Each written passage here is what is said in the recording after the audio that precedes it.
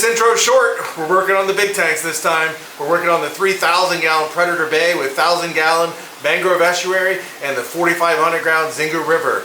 We're fixing leaks, we're adding new lighting, we're adding air and everything in between. And as you can see, I'm already sweating. I've been working. So let me go ahead and show you the progress of the fish basement. Let's go. Okay, so here's the results of the inspection, the 3,000 gallon for the 3 leaks we saw in the test fill. So basically I went and I cleaned all out, down the seam, up the side, and most importantly across the back. And I'm happy to say, of course all the way down, I am happy to say that the location where the leaks were from the outside is exactly where I found problems on the inside. So right there, there's damage. Something, if I didn't know better, it'd be where I might have dropped a big rock or something, because there's like a dent right there from the inside that's just physical damage, just crushed in. So that was one of the leaks. That was the least leaky of the leaks. But at any rate, so there's one right there, and let's move down this direction. The next one, which was the leakiest, is this one here, where what's happened is, let me see if I can point it out. So there was always a flaw to begin with, and there's an area where it sticks out, and it was just the pond shield there, and there's kind of like a hole or bubble behind it, and it finally went. So so there's that one there, which I'll actually cut down before I go over with the fiberglass. And then lastly, there's a smaller defect here, which I think was the one we were seeing on the corner. But it is same type of thing. This flaw here and this one here are essentially the same problem. It's where you have fiberglass work that wasn't taken care of properly underneath, and then the pond shield was basically covering over an area that wasn't completely filled behind it. So over time, or the the change of having the tank filled, not filled, whatever, it caused that to give, and then we have the little crack right there. So it's something where I can feel it with my finger. I can feel the separation. I don't know how visible it is on camera, but so at any rate, I am happy that I was able to find the flaws. It's pretty clear exactly what it is. They do match up with the level of leakage and everything for the type of flaw. We know we had the whole thing filled and there was nothing anywhere else, so what I'm going to do is just fiberglass down the sides, up the seams, and then the entire back seam here. I went ahead and just went around the whole tank with a flashlight, inspecting all the walls, and everything else was good. I also took out the large square, and there hasn't been any flexing on the walls or anything like that. This is a stacked build with the 2x4 screwed and grooved, so it's massively overbuilt from that standpoint. So hopefully, once we get the new fiberglass in these back seams, we should be ready to go for a couple more coats of pond shield and then another test fill. Okay, after the inspection, I went ahead and got my metal scraper tools, and I found a couple areas up here, and went ahead and scraped them down. So basically, I've sanded all the way, and I've scraped the areas where there was any deficiencies all the way down to the other side. So I'm going to be doing the side seam, the vertical, the entire back seam, and then the vertical over here. Everything in the front looks good, no problems there. So what's going to happen is you have 2 sets of fiberglass already pre-cut. So the smaller piece will go directly into the seams, and then after that it'll be covered by the wider piece, which will, so the smaller piece will go like this in the seam, and then the wider piece will come all the way out here and then all the way up here. So got all the materials in here ready to go. So I'm going to go ahead and get that fiberglass on there, which will basically, I've scraped out all the areas that can come out with the metal tools. So it is definitely ready to be reinforced. So we're going to get it reinforced with the fiberglass, and then after that point it'll be ready for probably 2 coats of epoxy paint, and then we'll give that water fill another test. Well, other than these guys eating most of my stem plants I tested in here, this isn't really a tank I'm working on right now, but I just wanted to film the 600 gallon Asian jungle because it's just an awesome tank. I've said it before, this is often when I take a break from working on projects, this is often the tank that I sit in front of and I enjoy these guys. I've said it before, like you can watch it for 20 minutes and all of a sudden a fish you didn't know that was in there, you know, pops out from somewhere. Of course the clown loaches are like that, but there's other guys as well. There's, you know, fan favorites like the white-tailed rainbow sharks and the royal hill trout danio. Those always attract people's attention. We've got some new guys in here, some baby tiger barbs, some big groups of them. There's actually greens, albinos, and regulars. They're all back in the wood back there. There's a whole bunch of little guys there, and always something you don't see. You know, when you look, you'll see something new every time. So again, just just an awesome tank. But plants are coming in. I've got the CO2 turned off right now because I'm going to go out of town for the OCAs, and I don't want there to be any mishaps. But there was one night where the CO2, it just started, for some reason, it was letting out a lot, you know. So I don't know what happened, if the dial got loose or something, but I need to tape it or do something. But at any rate, it didn't cause any problems other than you could kind of see the fish were acting a little different, but I mean, they didn't die or anything like that.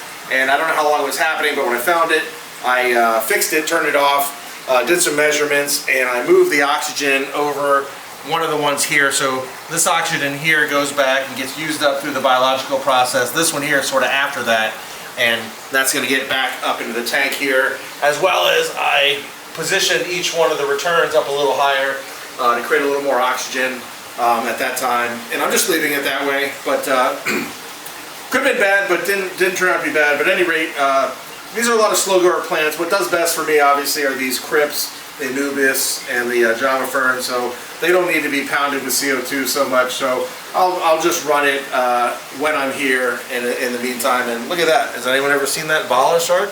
Oh, 2 bala sharks. How long have they been in there?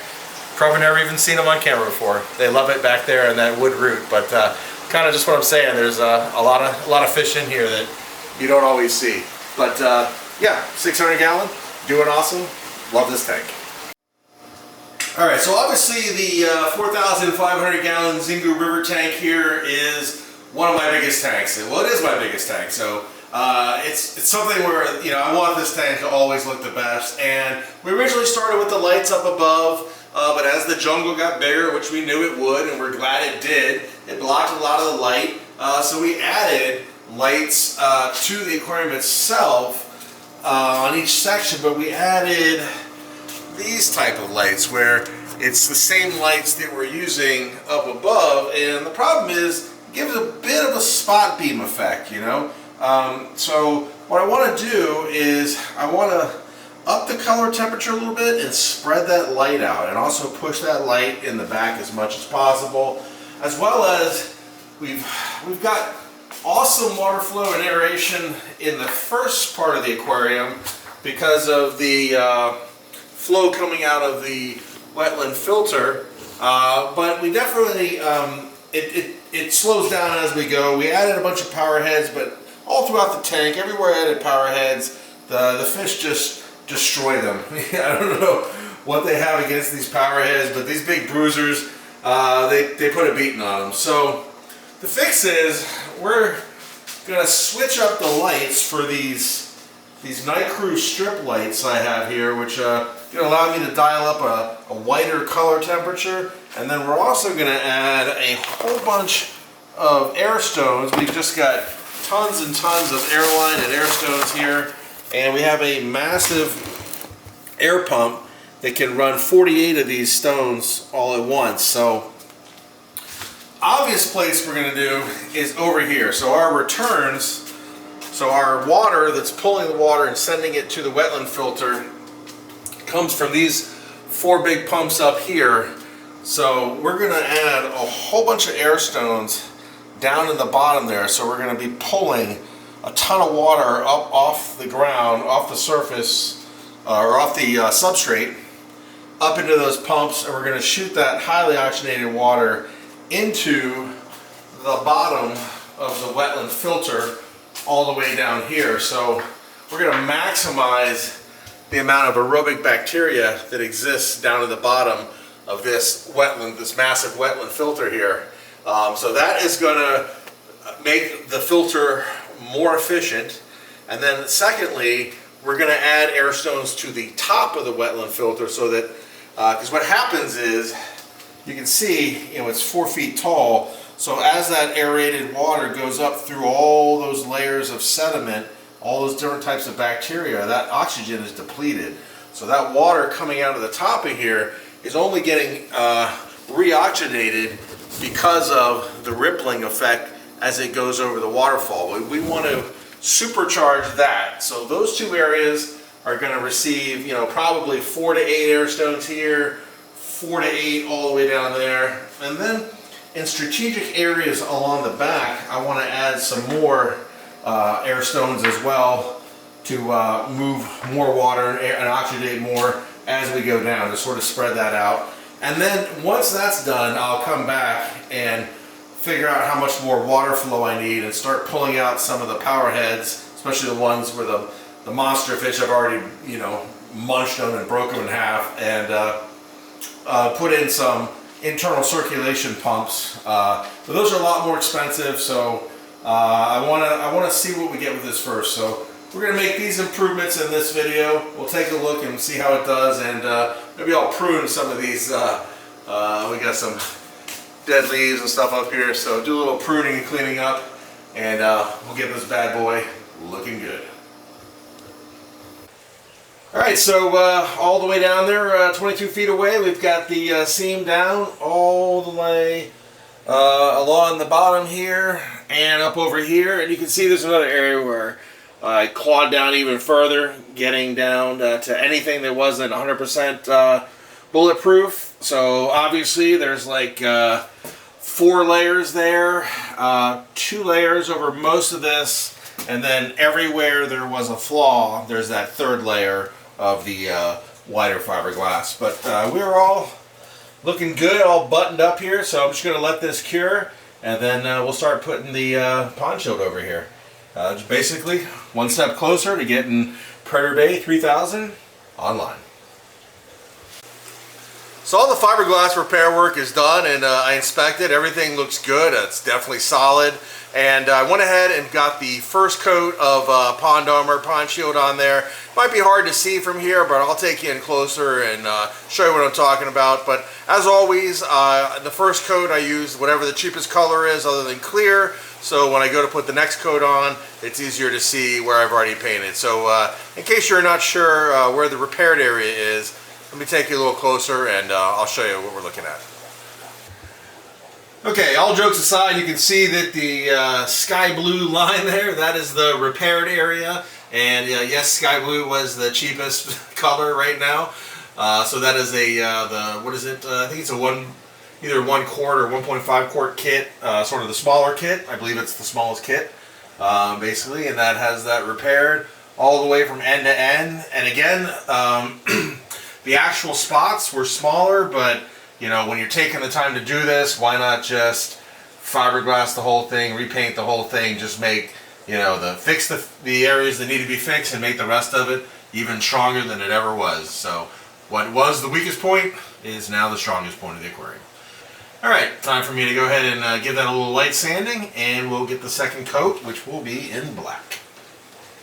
So we're looking at the temporary shark estuary pond I set up. I have to give a little bit of explanation on what the eggs is. The eggs were laid at different times, and when originally they were laid, I was putting them in different containers, and each container I associated with a timestamp of when the eggs were laid. That way I'd have a good idea of when they should be hatching, and if they weren't hatching on their own, that's how I would know to intervene and you know, let the shark out of the egg with, you know, by cutting it open myself. Anyone who follows the channel knows that the big sharks in there, they knocked everything over, all the eggs got mixed up, so they're all put together, and it was hard to do. I did can them a couple times, and a few eggs I ferreted out over time because you can see they weren't good, but there definitely were a few where there was a shark inside. And finally, this last weekend, I decided it's just been so long, no matter which eggs they are, I don't think I'll be too premature. If it's the one set of eggs, and if it's the other set of eggs, oh man, I think it's been too long already. And so it was kind of late at night on Saturday night, and I went ahead and I got in there and I scraped each of the sides of the egg so I could get a real clear view. I candled all the eggs, and there were 2 baby sharks, but and I cut them out, and they had used their whole egg sac, and they were very skinny, and they weren't alive, obviously. The other eggs, they weren't viable. They were just like a liquid, mess inside. And just to be honest with you, seeing those 2 little baby sharks sitting there dead, knowing that they essentially starved because they didn't get out of the egg after using up their egg sac, I honestly just didn't want to pick up the camera and film that. It just, I don't know, didn't feel right. Didn't want to do it, so I didn't do it. So that's the status with those guys. Moving forward, though, I'm going to keep this running until such time that the 1,000-gallon estuary on Predator Bay 3000 is fully ready for any future baby sharks, so that I can move any new eggs over here and keep exact times of when they were laid and when they should be due, and keep proper track of it. So unfortunately, not the ending I wanted. I was worried about having too many sharks, and here I am ending up with 0 right now. So it's tough. All the eggs getting mixed up really screwed things up. But moving forward, we're better positioned to deal with it. So hopefully we have much better results in the future. And if those sharks stay true, they lay a lot of eggs. So I don't think this is the end of it. I think it's probably just the beginning. All right, here's the last look at the 4,500 gallon with the new lighting on the right and the old tank lighting on the left. I think, as we all knew, tank being 4 feet tall, 5 feet front to back, just one of these strips wasn't going to cut it. When I bought 4, it was because that's all they had in stock. So what I had to do was double up 2 here, 2 in the first section, and then I went ahead and left the old lights over here. But now I have some more replacements, so we can take off these old lights and we'll double up 2 new strip lights here, and then we'll see how it looks. So the ones over here are Night Crew 48-inch lights. Like I said, they ran out. So I got these Higer Nature Pros for the other side. So I'll start by putting all 4 of the Higers over here. If the color difference is noticeable, then what I'll do is switch up, do 1 Higer, 1 Night Crew for each section to blend the light. But we'll see how it looks once it's on there. And also, I mentioned I'm going to be adding air to the 4,500 and other tanks if need be, because this is a massive pump here. And I have enough to run 48 different air diffusers. So basically you can see here where I'm blocking off a bunch of the holes and getting the lines pre-run. So there's going to be 8 lines that'll be at the very end there, and that's just going to be bringing water up off the substrate and into those return pumps. That's going to create a lot of pull.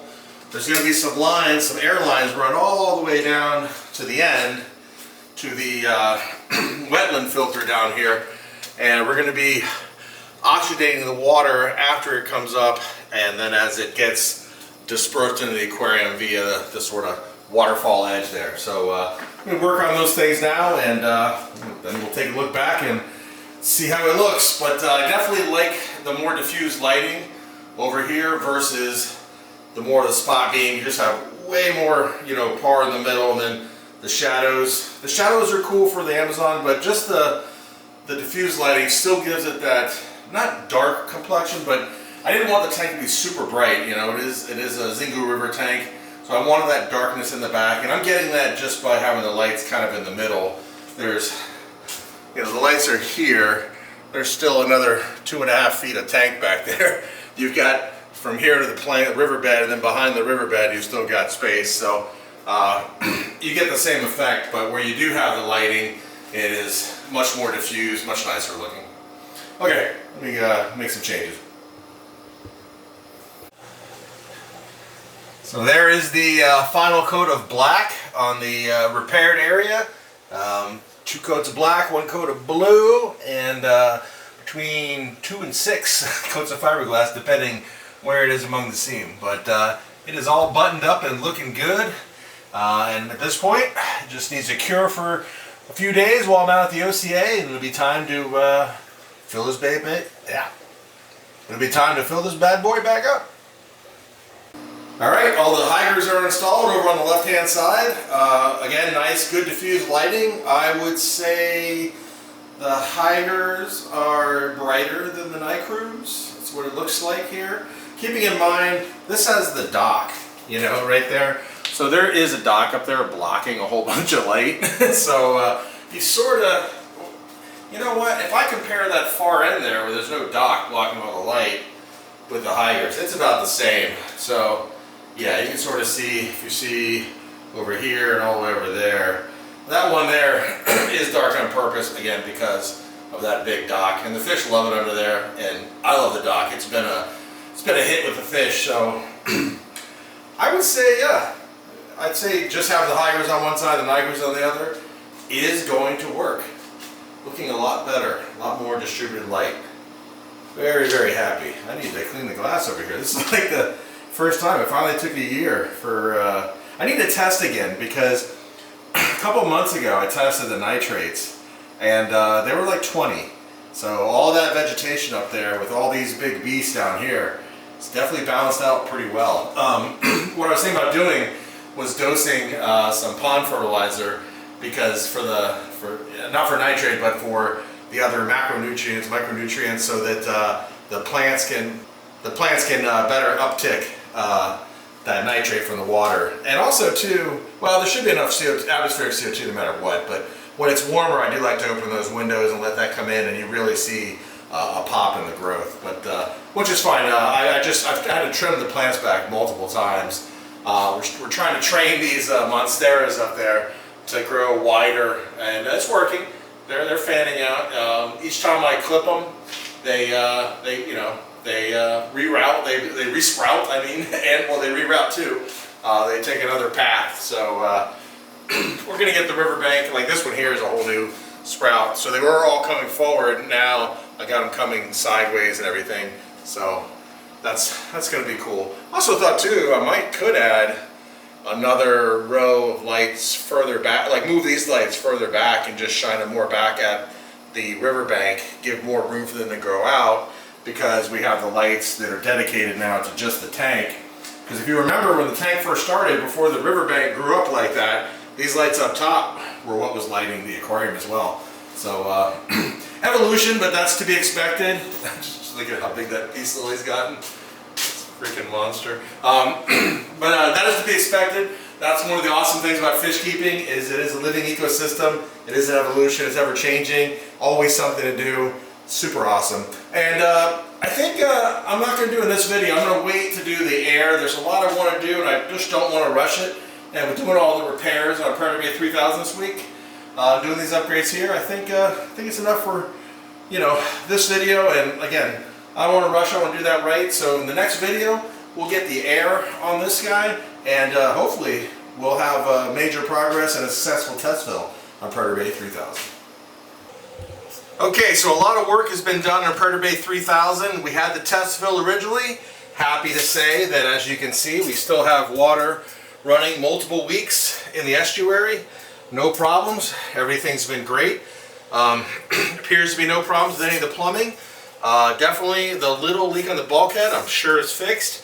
And most of the time went on redoing the whole back seam on Predator Bay 3000 all the way from end to end. And I'm happy to say that it is done. It's basically just curing. I'm getting ready to go off to the OCA, so it gets plenty of time to cure. And we have a minimum of 2 layers of fiberglass on the entire seam, and then anywhere there was a flaw, there's actually 4 more layers on there. So between 2 and 6 for the whole thing, and then there's a coat of the blue and 2 coats of the black, and hopefully it comes off on camera. That very last coat is on there thick, really, really thick, all the way down. So as soon as I get back from the OCA, it's time to test fill the 3,000 gallon again, and hopefully flip the switch on all the pumps and start feeding from the main tank into the estuary, down and into the sump, and then of course through all these drains over here down into the sump. So hopefully taking the time and doing a good quality, a week's worth of work on that, going slow, prepping the area really well, finding all the weak spots, chiseling out anything that wasn't perfect, and then going through prepping, fiberglassing and waterproof and epoxy coating over the course of a week. I think we have a very, very good patch on there. I think we're in very good shape, and we're certainly ready to give this thing another test fill. And I know that I cannot wait for this massive system to come online and turn into a, I don't know what you want to call it, a 3,000 gallon tank with 1,500 gallon support system, marine predator paradise.